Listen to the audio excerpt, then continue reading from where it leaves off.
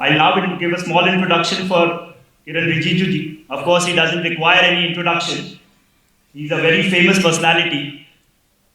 The life of Kiran Rijiju, from a remote village of Nakru in West Kamen district of Arunachal Pradesh to being a law minister, has not only been fascinating but also motivating and inspiring to several young people across India.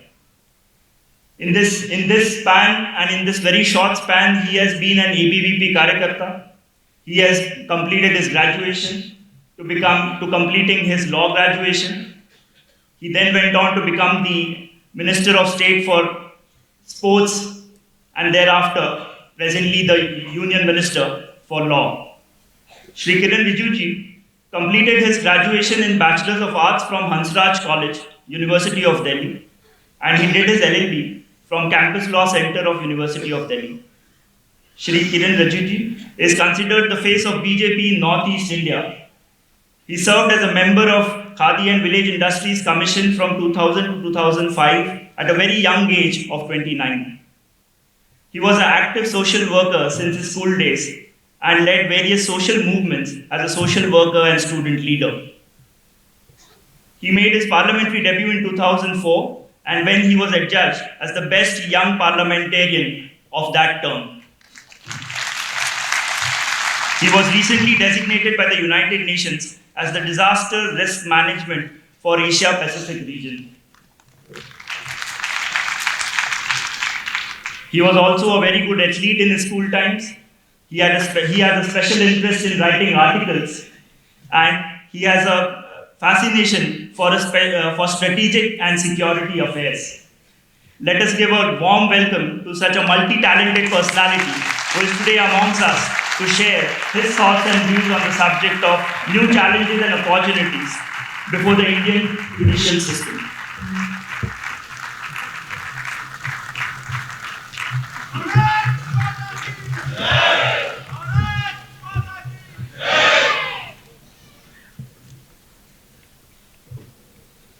आप सबको नमस्कार। आज आपके बीच में मुख्य वक्ता के हिसाब से बुलाया गया प्रशांत सिंह जी, मध्य प्रदेश में जो एडवोकेट जनरल हैं, और राष्ट्रीय अधिवक्ता परिषद के अध्यक्ष के Srinivas Murthy ji, national general secretary D Bharat Kumar ji, zonal organizing secretary Shri Hari Borikar ji, national treasurer Adhivakta Parishad के चुन्नीलाल अरोड़ा जी, उपाध्यक्ष तीनों हमारे बीच में मौजूद हैं, डॉक्टर सीमा Singh ji, Satya Prakash Rai ji, R Rajendran ji, secretary Anjali Helekar ji, secretary Dipendra Kushwaha ji, office secretary Santosh Kumar ji, और देश भर से आए हुए अधिवक्ता के जितने भी प्रमुख लोग यहाँ आए हुए हैं, और काफ़ी सीनियर्स जो अधिवक्ता परिषद के लिए और इस क्षेत्र में काम करने वाले कई लोग आज इस सम्मेलन में मौजूद हैं। मैं सबसे पहले, मुझे आज इस कुरुक्षेत्र के पवित्र धरती पर इस 16वें अखिल भारतीय अधिवक्ता परिषद का जो सम्मेलन हो रहे हैं, उसमें आपके बीच में आने का मौका दिया, इसके लिए बहुत बहुत धन्यवाद देना चाहता हूँ।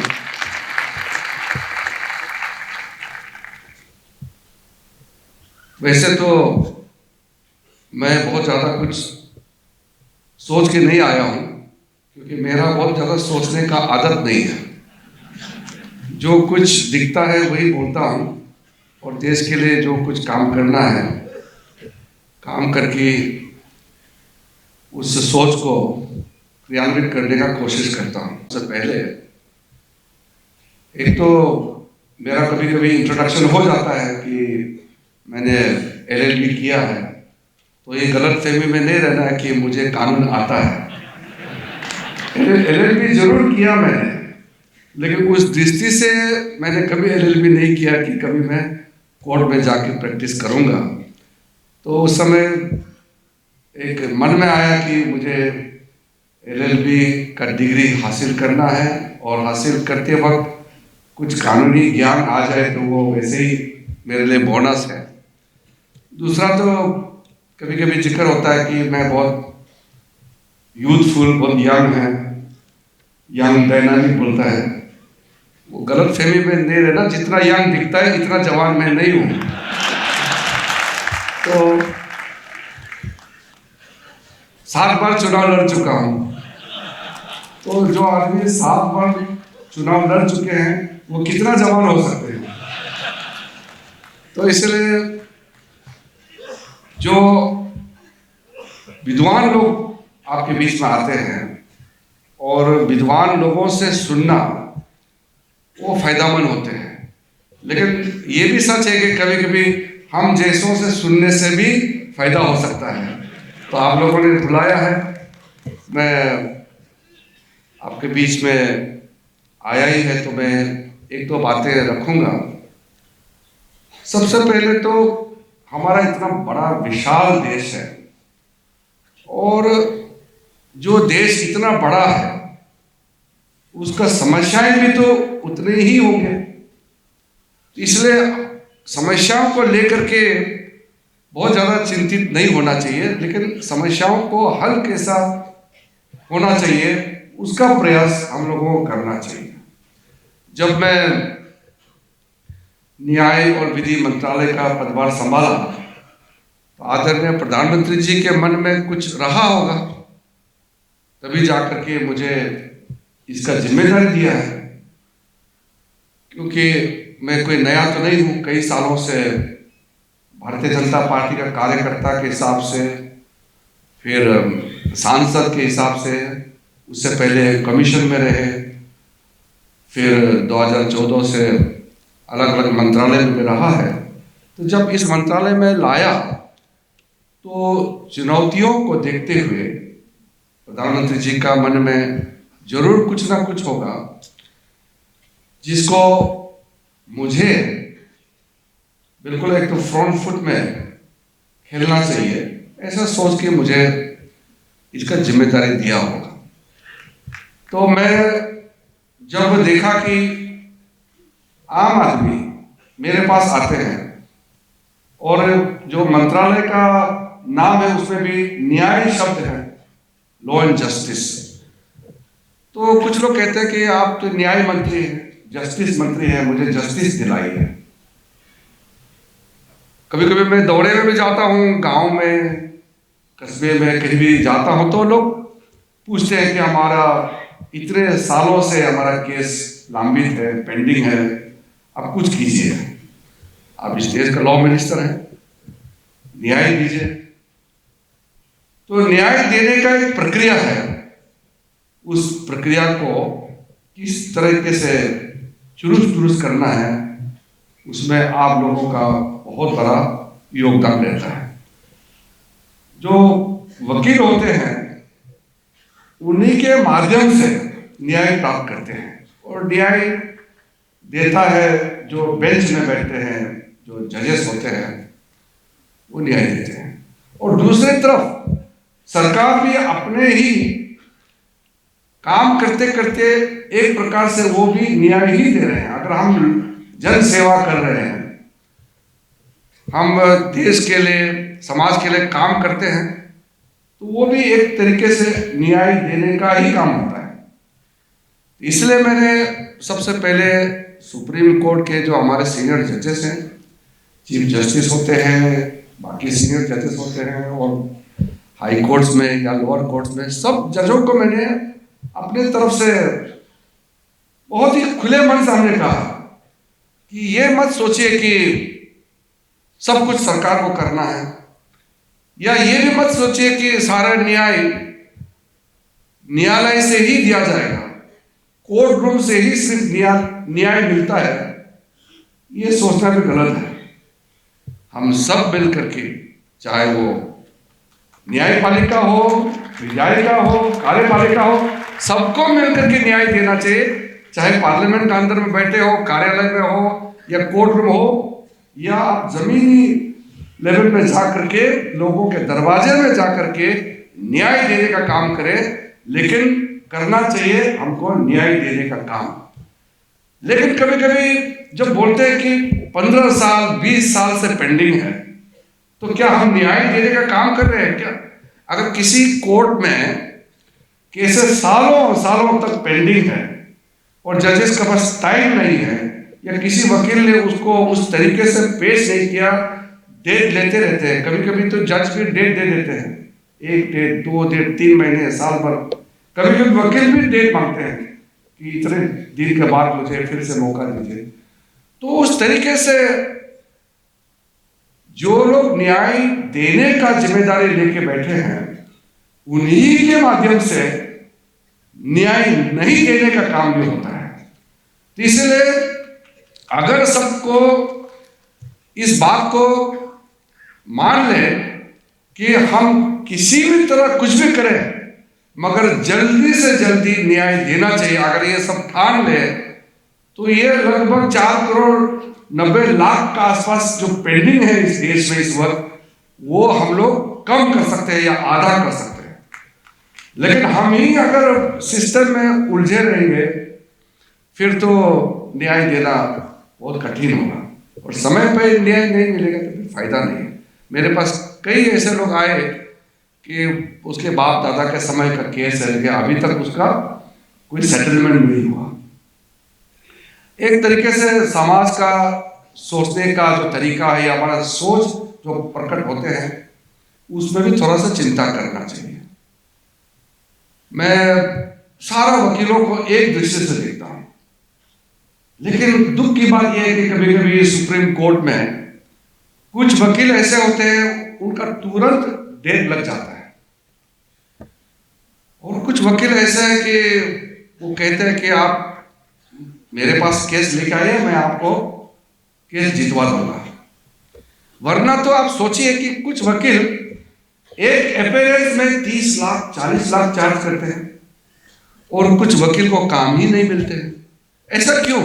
कानून तो सबने पढ़ा है, वही संविधान, वही एक्ट सबने पढ़ा है, वही धारा, वही सेक्शन सबने पढ़ा है। कुछ लोगों का थोड़ा तरीके से केस रखने का टैलेंट होता है, उसका इनबिल्ट क्वालिटी होते हैं, मगर प्रावधान तो सबको उसी तरीके से रखना है। लेकिन कुछ लोग ऐसा होते हैं कि बड़े बड़े केस उसी के पास आते हैं, और वो बैठे बैठे करोड़ों का कमाई करते हैं। कोविड के समय में तो जब वर्चुअल हो रहे थे, वीडियो कॉन्फ्रेंसिंग के माध्यम से केस चल रहे थे, तो वो टाइम ही नहीं है। लोग, कुछ वकील तो ऐसे थे कि यहां भी एक कंप्यूटर लगा कर रखा है, यहां में भी एक बेंच पे आप हियरिंग कर रहे हैं, यहां भी हियरिंग कर रहे हैं, उधर भी हियरिंग करते हैं। कभी कभी जजों को गुस्सा आता था कि भाई आप मेरे कोर्ट में हियरिंग कर रहे हैं, आप पैरेलली साथ साथ आप दूसरे कोर्ट में भी पेश हो रहे हैं, क्योंकि एक ही रूम में पूरा व्यवस्था बनाया हुआ है।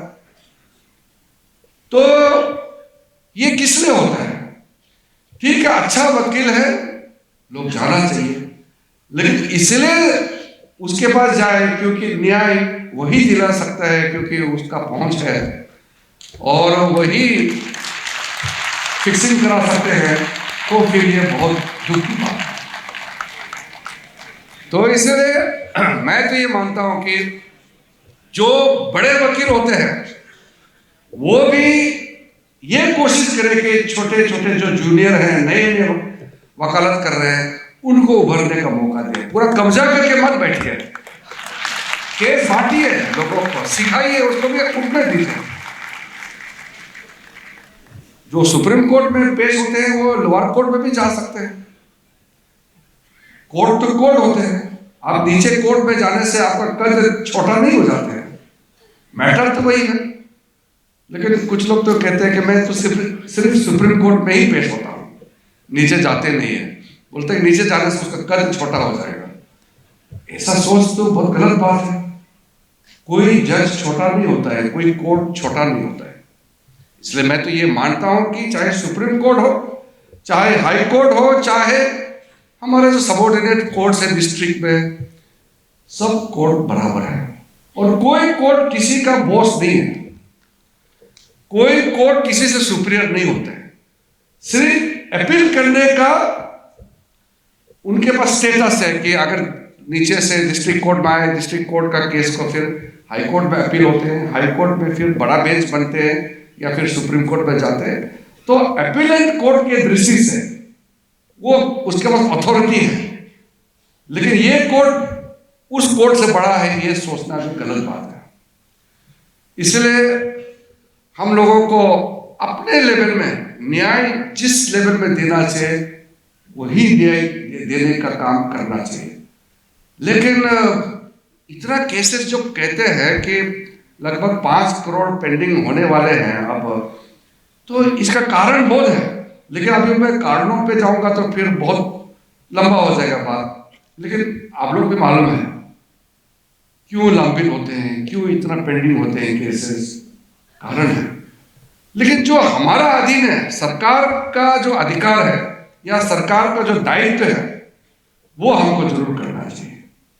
आप देखिए जब पेंडेमिक चल रहे थे, महामारी चल रहे थे कोविड-19 का, उस समय कोर्ट बंद तो हुआ नहीं, और सुप्रीम कोर्ट तो दुनिया का सबसे ज्यादा केस करने वाला, तो ठीक है हमारा जनसंख्या भी ज्यादा है, लेकिन रिकॉर्ड नंबर जो है लीडर के रूप में उभर के आए हैं हमारा सुप्रीम कोर्ट, फिर हाई कोर्ट, लोअर कोर्ट, कितने करोड़ों केसेस को हैंडल किया। तो आपने सोचा होगा ये कैसे संभव है। अगर सरकार अलग अलग कार्यक्रम है, ई कोर्ट के माध्यम से जो भी हमारा कार्यक्रम चल रहा है, टेक्नोलॉजी के माध्यम से जो भी समर्थन हमारे ओर से जो दिया है कोर्ट्स को, जिसके जरिए इतने केसेस को टेक्नोलॉजी के माध्यम से जो न्याय देने का काम किया है, अगर सरकार इतना इक्विप्ड, हमारे जो सारे कोर्ट्स को इतना वेल इक्विप्ड नहीं कराते तो फिर कैसे केसेस होते, कैसे ये पेंडेमिक के समय में कोर्ट्स चलते हैं। तो इसमें तो आप लोगों का अंदाजा तो होगा ही, और आप लोगों को ज्ञान भी होगा कि हम लोगों का कितना बड़ा प्रोजेक्ट चल रहा है इस वक्त। मोदी जी आने के बाद कई कार्यक्रम चलाया है जुडिशरी को मजबूत करने के लिए। अभी जो प्रपोजल मेरे पास आए हैं, तो मैं अभी उसका जो अमाउंट है इसके बारे में जिक्र नहीं करूंगा, क्योंकि अभी प्रपोजल मेरे पास है। चीफ जस्टिस जो अभी वर्तमान में भारत के चीफ जस्टिस है, उनके अध्यक्षता में सुप्रीम कोर्ट के जो ई कमेटी है, उन्होंने, वो हमारा डिपार्टमेंट का ही काम होता है, हमारा डिपार्टमेंट जो जस्टिस डिपार्टमेंट और सुप्रीम कोर्ट मिलकर के वो तय करते हैं। वो मेरे पास है, अभी मैं फाइनेंस में भेजूंगा। अगर वो अप्रूव हो गया तो हमारा देश का इतिहास में यह सबसे बड़ा जुडिशरी के लिए प्रोजेक्ट बनेगा। कई हजार करोड़ों का तो ये प्रपोजल आए हैं।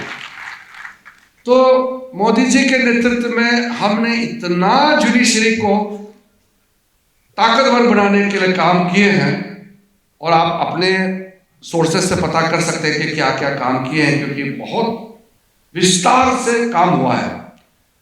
और साथ साथ जुडिशरी को मजबूत बनाए रखने के लिए हमने जुडिशरी को पूरा सम्मान भी दिया। लेकिन कभी कभी आपको सुनने मिलता है कि सरकार और जुडिशरी के बीच में टेंशन है, विवाद है और तालमेल नहीं है। कभी कभी ऐसे भी सुनने में आता है कि हमने जुडिशरी का जो अथॉरिटी को अपने कब्जे में लेने के लिए कोशिश कर रहे हैं। कभी कभी पॉलिटिकल स्टेटमेंट आते हैं। अभी 3 दिन पहले इस देश का एक पॉलिटिकल पार्टी के नेतृत्व ने फिर हम पे सवाल उठाया, और कभी कभी कुछ न्यूज मीडिया वाला भी ऐसे होते हैं कि वो झगड़ा लगाने का काम करते हैं जानबूझ के, कि कुछ मसाला डाल दिया जाए ताकि थोड़ा न्यूज चल जाए। उनका हमको बिगाड़ने का इरादा नहीं हो सकता है, लेकिन अपना न्यूज चलाने के चक्कर में मसाला डाल देते हैं। तो आपने देखा होगा नरेंद्र मोदी जी जब प्रधानमंत्री का पदभार संभाला तब से लेकर के आज तक शुरू से एक ही बात उन्होंने देश के सामने में रखा कि हमारा संविधान हमारा बहुत ही पवित्र किताब है और संविधान से देश चलेगा। संविधान में बहुत क्लियर से लिखा हुआ है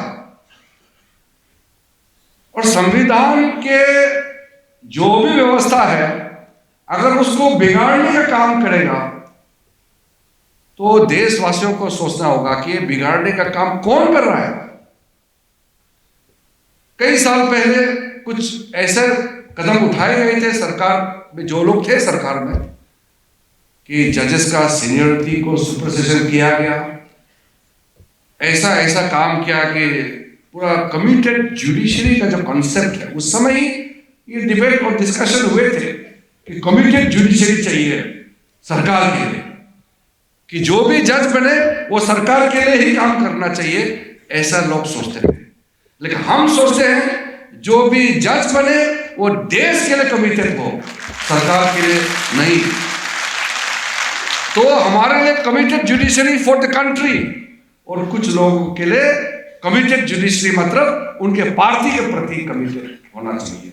इसमें अंतर है और हम पे कहते हैं कि हम लोग जुडिशरी को पूरा अपने कब्जे में लेना चाहते हैं। हम बिल्कुल ऐसे सोच भी नहीं सकते। जब हमारे आदरणीय प्रधानमंत्री मोदी जी ने कह दिया कि संविधान के स्पिरिट से ही देश चलेगा और हमारा सरकार संविधान के सारे धाराओं को मानते हुए ही हमको काम करना है, तो फिर इसमें शंका डालने का कोई मतलब नहीं है। लेकिन सवाल तब उठता है कि जब कोई संविधान को अपने अनुकूल उसको मोड़ने का कोशिश करते हैं तो प्रॉब्लम होता है। मैंने कॉलेजियम का सिस्टम का बात उठाया था पिछले कई प्लेटफॉर्म्स में, तो 93 तक तो कोई डिबेट डिस्कशन था नहीं, जैसे चल रहा था। लेकिन 93 के बाद जो हुआ आप सबको मालूम है। फिर संविधान में जो लिखा गया उसको अलग से फिर व्याख्या किया गया अपने अनुकूल, और उस समय जो सरकार में थे, मुझे मालूम है ज्यादा कहेंगे तो पोल खुल जाएगा, लेकिन मैं बहुत ज्यादा नहीं कहना चाहता हूं, लेकिन कौन लोग थे उस समय सरकार में और पार्लियामेंट का अथॉरिटी क्या होता है। हमको आज कोई क्वेश्चन कर सकते हैं कि आपको हमने चुन के भेजा है, सरकार में आपको हमने भेजा है, इसलिए हमको सवाल करते हैं। जज को तो कोई पब्लिक चुनता नहीं है, तो जजों के ऊपर में तो कोई सवाल उठा भी नहीं सकते। इसलिए मैंने एक कार्यक्रम में भारत के चीफ जस्टिस और सुप्रीम कोर्ट के जजेस, कई हाई कोर्ट्स के चीफ जस्टिस मौजूद थे, तो मैंने उसी समय उनको और साथियों को कहा कि हम तो हर 5 साल में जनता के बीच में जाना ही पड़ेगा और जनता ने हमको देश का भागदौड़ संभालने के लिए जिम्मेदारी दी है, इसलिए हर समय हमारे काम को जनता परखता है। लेकिन जो जज होते हैं उसको तो किसी पब्लिक ने चुना नहीं है, वो अपने व्यवस्था के तहत आए हैं। इसलिए जज जो काम करते हैं वो पब्लिक वोटिंग तो नहीं करेंगे, लेकिन पब्लिक ओपिनियन में जरूर स्क्रूटनी होने वाला है। अभी सोशल मीडिया है, इतना खुला मीडिया है, कौन बंद कर सकते हैं बताइए। इसलिए हम लोग तो जनता के प्रति समर्पित हैं, जनता का सेवक है। उसी प्रकार से जो जुडिशरी में जो लोग काम करते हैं उनको भी बहुत गहराई से सोचना होगा कि वो भी किसी ना किसी रूप से जवाबदेही है। अगर ये जब एक जज ये मानेंगे कि मैं भी जवाबदेह हूं, भले मैं चुन के नहीं आया हूं, लेकिन मुझे भी जवाब देना चाहिए देश के लोगों को, अगर ये भाव एक जज के अंदर में आएंगे तो उसको जजमेंट देने में, इधर उधर भटकने में या कुछ गलत ना हो जाए इसके लिए वो भी चिंतित रहेंगे, वो भी सोचेंगे। तो इसमें मेरा मानना बहुत साफ है कि संविधान के जो प्रावधान है उसके हिसाब से चलेगा तो जुडिशरी, एग्जीक्यूटिव और लेजिस्लेचर के बीच में कोई तनाव नहीं होगा। हम भी अपने दायरे से आगे ना जाए, पार्लियामेंट में जो कानून बनाते हैं वो भी जो व्यवस्थित तरीके में जो अधिकारित किया गया है उसी तरीके से कानून पारित हो, और जुडिशरी भी जो सीमित आपको रोल दिया गया है संविधान में, आप भी उसी दायरे में अपने आप को बांध के रखिए। फिर जाकर के कोई टेंशन नहीं आएगा और किसी मीडिया वालों को मसाला डाल के लिखने का मौका भी नहीं मिलेगा। लेकिन अगर हम भटकने का प्रयास करेंगे तो फिर दूसरे ओर से जरूर आवाज उठेगा। इसलिए एक मधुर संबंध के साथ हमको चलना है। इसलिए कोई अगर कहता है कि हमारे सरकार की जुडिशरी को हम कब्जा करने चाहते हैं, वो कहने वाला और जिन्होंने ये सोचा है वो अपना गिरेबा में जाके देखना चाहिए कि उनका सोच क्या है। नरेंद्र मोदी जी के नेतृत्व में हम लोग बहुत क्लियर है, हमारे ओर से कोई इस तरह का कोई एक्सीडेंट भी नहीं हो सकता, क्योंकि हम पक्का सोच के साथ काम करते हैं।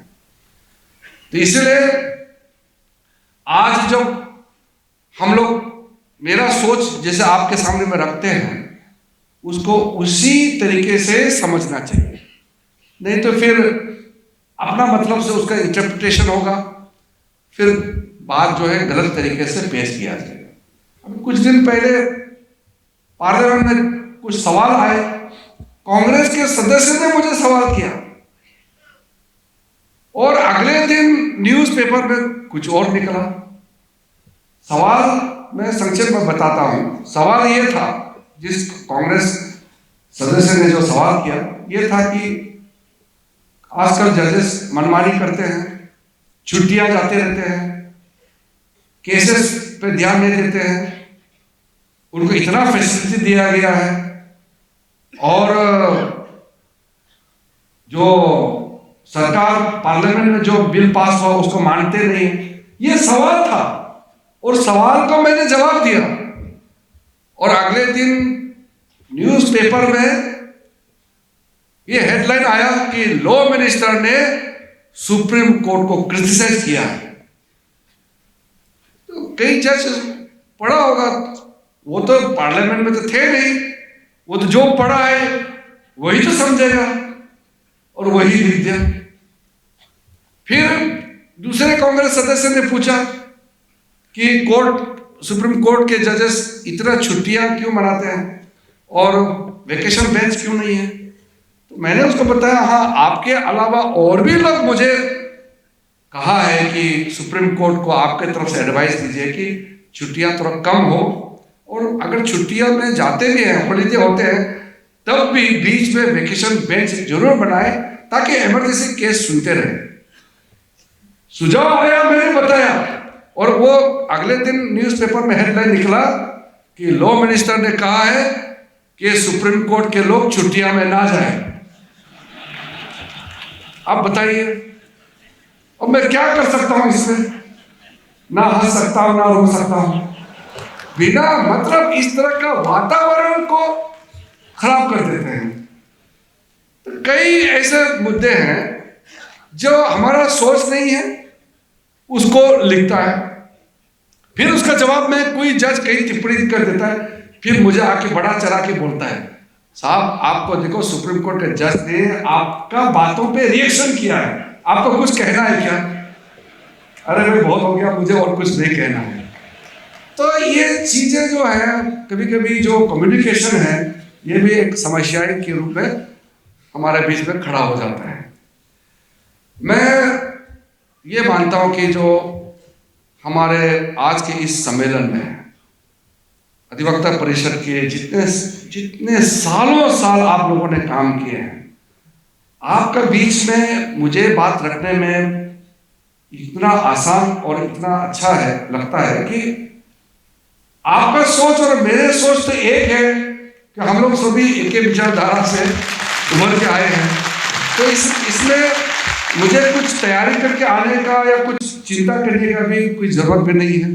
इसलिए मैं यहाँ आने से पहले कुछ सोच के नहीं आया, क्योंकि मैंने यही सोचा कि मैं अपने परिवार के बीच में जा रहा हूँ, तो मुझे काय को चिंता करके जाना चाहिए। तो मैंने बुलाया तो आपके बीच में आ गया। तो आप लोगों ने, कई सीनियर लोग हैं, कितने सालों से काम किए हैं। हमारे जो प्रो बोनो कंसेप्ट है, फ्री लीगल एड देने का काम है, इसको अखिल भारतीय अधिवक्ता परिषद के इस मंच से थोड़ा सा पुश कैसे दिया जाए। भारत सरकार का कुछ कार्यक्रम चलते हैं, हमारा टेलीलॉ का कार्यक्रम चलते हैं, हमारा न्याय बंधु का स्कीम है, इसके तहत जो पैनल लॉयर्स होते हैं उसमें हमारे अधिवक्ता परिषद के लोग अगर जुड़ जाए तो मुझे लगता है कि हम और भी लोगों को न्याय देने में आगे बढ़ सकते हैं। जो पेंडेंसी को लेकर के हमने जो तैयारी की है, एक तो जैसे कि मैंने कहा कि जो कॉलेजियम अपॉइंटमेंट, वो विषय में आज नहीं उठाऊंगा, लेकिन जो केसेस को हैंडल करने के लिए जो सिस्टम है, जो प्रक्रिया है, प्रक्रिया में ही इतना फंस जाते हैं लोग। आम आदमी को पता ही नहीं कि न्याय पाने का तरीका क्या है, इतना भी पता नहीं है। प्रक्रिया, प्रोसेस इतना लंबा है। कभी कोर्ट पुलिस पे डांटते हैं कि पुलिस ने जल्दी प्रोसीजर ठीक नहीं किया, इन्वेस्टिगेशन रिपोर्ट तैयार नहीं किया, वो नहीं किया नहीं। कभी वकील पे चढ़ जाता है कि वकील ने तैयारी करके नहीं आया। और इस बीच में जो विक्टिम है, जिसको न्याय चाहिए, उसको समझ में नहीं आ रहा है कि कहाँ फंसे हुए हैं। तो जो प्रक्रिया है उसको सरल करना चाहिए। इसलिए मैं हमेशा ये मानता हूं कि भाषा बहुत प्रमुख रूप से ध्यान देना चाहिए। अगर जिसको न्याय, जिसके लिए न्याय लड़ रहा है, जिसको न्याय चाहिए, उसका समझ में ही नहीं आ रहा है कि क्या चल रहा है कोर्ट में, तो ये बहुत दुख का विषय है। इसलिए मैंने मोदी जी का सोच को आगे बढ़ाने का पुरजोर प्रयास कर रहा हूं कि भारतीय भाषाओं में हमारे कोर्ट में बहस होना चाहिए। कई गलतियां की है। एक गलती 1966 में, उस समय का जो कैबिनेट था, उन्होंने हिंदी भाषा और जो भारतीय भाषाओं को कोर्ट में कैसे लगाया जाए, उसके लिए चीफ जस्टिस को लेटर भेज दिया। हालांकि भेजने का जरूरत ही नहीं था। इसमें चीफ जस्टिस को सिर्फ राष्ट्रपति है। नियम में क्या लिखा है? राष्ट्रपति चीफ जस्टिस से सिर्फ कंसल्ट करेंगे और तय करेंगे कि किस हाई कोर्ट में कौन सा भाषा लागू करना चाहिए। लेकिन कैबिनेट ने ही वो सुप्रीम कोर्ट के चीफ जस्टिस को भेज दिया कि आप फैसला करो, ये कोर्ट को तैयार, तो उसको तय करना है। और 1966 में एक बार भेज दिया तो भेज दिया, आज तक वापस नहीं आया। कोर्ट से कोई चीज वापस आसानी से आता है क्या? अधिकार आपने दे दिया उस समय। तो ये सोचिए, ये सरकार का काम है। आज के टेक्नोलॉजी के जमाने में आप अंग्रेजी में बोलिए, तुरंत पैरेलल ट्रांसलेशन हो जाएगा। मैंने उस दिन तमिलनाडु में गई, मद्रास हाईकोर्ट में मैंने कहा कि यहाँ आप तमिल इस्तेमाल कीजिए, अंग्रेजी कीजिए, सुविधा के लिए कॉमन लॉ चलता है हमारा देश में, इंग्लिश लॉ, और बाहर से हम लोगों का काफी तालमेल रहता है, तो अंग्रेजी चलना चाहिए। और इंटरनेशनल लैंग्वेज ठीक है, लेकिन अंग्रेजी ही चलना चाहिए ठीक नहीं है। तो जिस हाईकोर्ट में जो भाषा सुविधा है, उस भाषा को भी आगे बढ़ाना चाहिए। लोअर कोर्ट में तो बिल्कुल मैं तो मानता हूं कि लोकल लैंग्वेज में ही बहस होना चाहिए। तब तो पता चलेगा ना, उस जो गरीब आदमी को पता चलेगा ना क्या बहस हो रहा है। और कोई वकील तो, आप लोग खराब मत पाइए, आप लोग में तो नहीं होता होगा, कोई लोग ऐसे अंग्रेजी बोलता है जानबूझ के, नहीं, वो चाहते हैं कि वो ना समझे, ऐसे भाषा इस्तेमाल करता है, कंफ्यूजन क्रिएट कर देते हैं। तो इस तरीके से आप सोचिए, मतलब आपका कलाबाजी दिखाते हैं और जिसको न्याय देना है वो फंसे रहते हैं, क्या चल रहा है उसको पता नहीं। इसलिए सरल भाषा, सरल तरीके से अगर हम काम करेंगे तो नतीजा हमारे सामने में आएगा। हम बाकी दाव पेच में ज़्यादा फंसना नहीं चाहिए। मेरा सोच भी सरल है, मैं तो सीधा सीधा सोचता हूँ और जो मन में वही आपके सामने में रखता हूँ। तो अगर हम चाहेंगे, हम जो कहते हैं ना कि अंग्रेजों का दबदबा, वो चले गए 1947 में, तो दबाव क्यों रहना चाहिए? मानसिक रूप से अंग्रेजी सोच, इसको तो खत्म करना चाहिए। तो आपने सुना है मोदी जी ने वहां लाल किला के प्राचीर से घोषणा किया है, कोई भी अंग्रेजों के जमाने का या कोई भी फॉरेन चीज जो भी हमारा यहाँ दिखता है खत्म कर दो। तो हम लोगों ने प्रयास शुरू कर दिया है। अब अंग्रेजी कानून लगभग खत्म हो गए हैं। मैं एक बिल भी इंट्रोड्यूस कर चुके हैं पार्लियामेंट में। अभी 65 कानून को फिर से खत्म करना है। 1486 लॉज एक्ट काफी हम लोग ऑलरेडी जो ऑब्सोलेट रिडंडेंट लॉज है हम लोग खत्म कर चुके हैं। और जो पुराने कानून है उसका जो कुछ है अभी भी आजादी से पहले का कानून है वो सब भी अभी धीरे धीरे खत्म होगा। तो जब हम डीकोलोनाइजेशन का बात करते हैं, इंडियनाइजेशन ऑफ जुडिशरी का बात करते हैं, तो हमारे वैदिक काल से, हमारे प्राचीन काल से जो हमारा व्यवस्था है, हमारा सोच है, कितना गहरा रहा है, उसको क्यों हम इंपोर्ट नहीं कर सकते? जो हमारा विजडम है पुरानी, धीरे धीरे हमारे कानून में ये सब लाना चाहिए। और मैं तो कहता हूँ सिंपल ड्राफ्ट करो। मेरा लेजिस्लेटिव डिपार्टमेंट के सारे ऑफिसर्स को मैंने बता दिया है, कानून ड्राफ्ट करते समय सिंपल ड्राफ्ट करो। हम जैसे कि तो और सिंपल होना चाहिए। मैं तो बता दिया पहले भी ये बात को, मैं तो अपने कमी को, मेरा कमजोरी को बताने में मुझे कोई फर्क नहीं होता है। मुझे कोई चिंता नहीं है कि मेरे में क्या कमी है। इतना लंबा कानून ड्राफ्ट करते हैं, जो पहला सेंटेंस, दूसरा sentence, not with standing proviso लगा के लास्ट लाइन पढ़ते पढ़ते तो पहले पूरा भूल चुके हैं हम तो। इतना क्या जरूरत है? सिंपल बनाइए, ABC, ये गलत है, ये सही है। तो ड्राफ्ट करने वाला भी अंग्रेजों ने जो सिखा के दिया है उससे भी और कॉम्प्लिकेटेड बना दिया कुछ लोगों ने। सिंपल कानून बनाइए हमारे हिसाब से। हम सिंपल लोग हैं, भारतीय लोग हैं, इसलिए मैं तो ये मानता हूँ कि जब हम बेंगलोर में जाएंगे तो वहाँ कन्नड़ा भाषा में भी धुआंधार वहाँ बहस होना चाहिए। महाराष्ट्र में जाएंगे मराठी में, यहाँ सेंट्रल इंडिया यहाँ पूरा हिंदी में चलना चाहिए। असम में जाएंगे असमी में चलना चाहिए। लोअर कोर्ट में तो जो ट्राइबल भाषा भी व्यवस्था हो सके तो वो भी चलना चाहिए। आखिर हमारा मकसद क्या है? न्याय देना है ना मकसद। The objective of everything is to deliver justice to the most needy person. वही हमारा। अगर हम जो अरबपति है उसको न्याय देंगे, एक गरीब माँ को न्याय दे नहीं सकते हैं, तो क्या फायदा है न्याय व्यवस्था का? बताइए।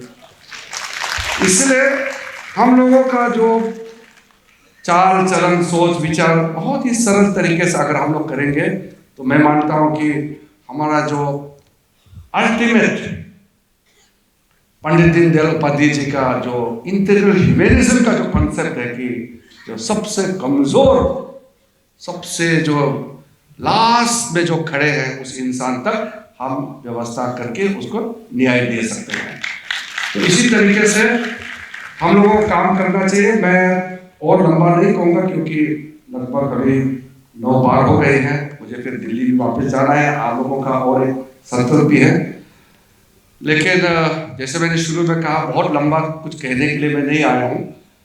आपने बुलाया वही मेरे लिए बहुत बड़ी बात है, तो आपके बीच में आए हैं तो मैंने सोचा कि जो आमतौर पर मेरे मन में जो आते हैं वो हम आपको जरूर बताएंगे।